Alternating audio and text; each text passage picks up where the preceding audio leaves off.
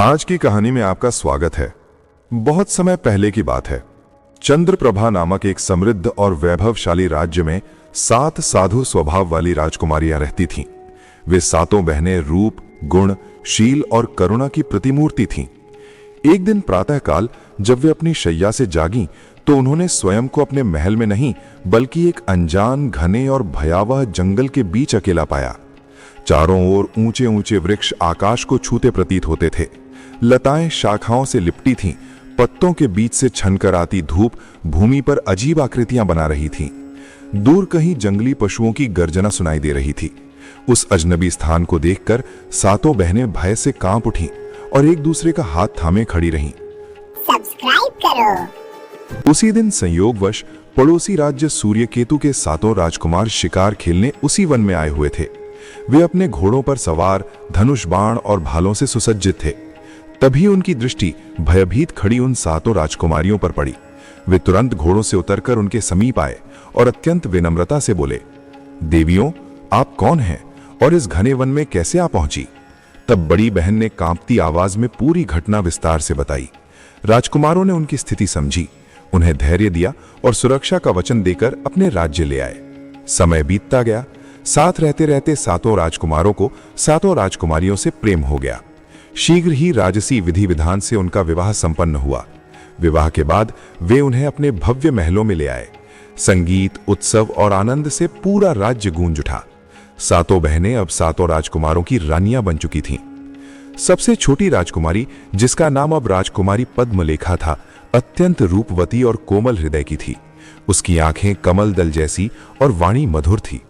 कुछ वर्षों बाद उसने एक पुत्र को जन्म दिया। बालक का नाम रखा गया युवराज आर्यवीर। वो बालक अत्यंत चंचल, तेजस्वी और आकर्षक था। पूरे महल की खुशियां उसी से थीं। धीरे धीरे वो 2 वर्ष का हो गया।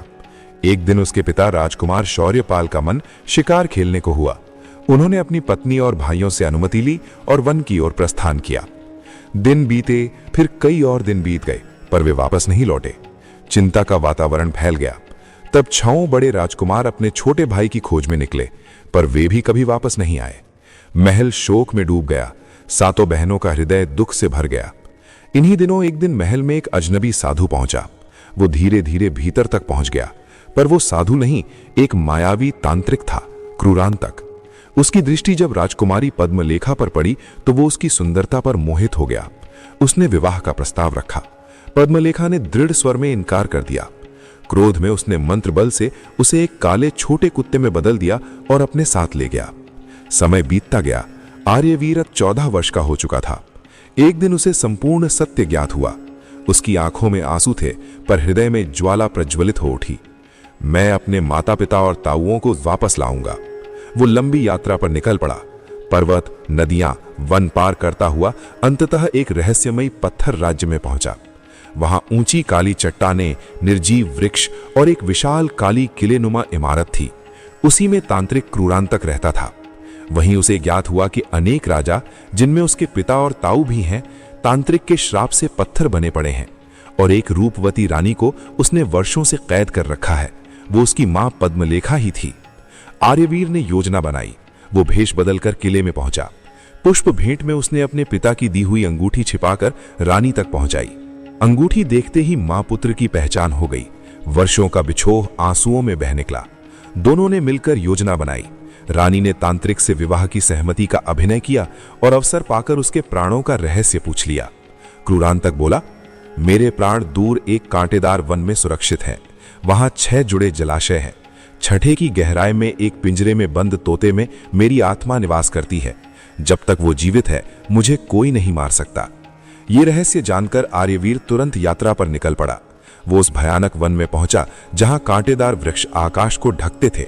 उसने 6 जलाशयों को पार किया और 6ठे की गहराई में उतर गया।